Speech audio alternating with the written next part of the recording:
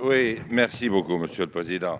Comme vous êtes un des rares avec qui je réussis à peu près ici, j'en profite et je vous remercie. Parce que je vais faire une déclaration un peu iconoclaste, mais il en faut aussi parce que sinon on va finir tous pareils. Je voudrais dire d'abord que j'ai beaucoup de respect pour notre rapporteur. Je n'avais pas fait la relation. D'abord, je n'avais pas fait attention que c'était lui qui était assis à côté de moi depuis 3 ans. Deuxièmement, je viens de comprendre pourquoi il m'inspirait en toutes circonstances une forme de respect qui ne se dément pas depuis 48 heures.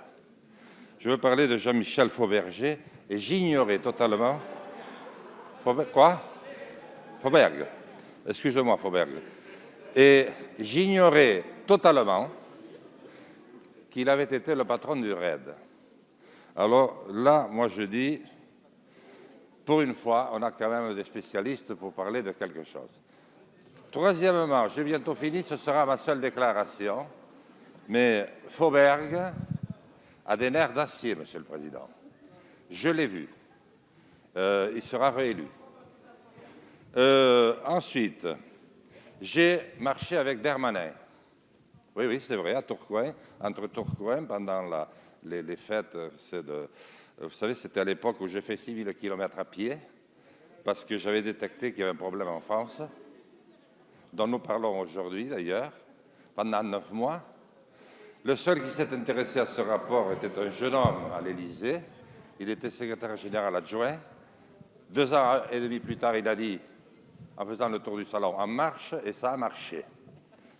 Donc, pour dire que j'avais cheminé aux côtés de M. Gérard Darmanin, que j'avais trouvé très sympathique, un jeune député dont j'avais vu, ressemblant à Sarkozy, qu'il irait très loin.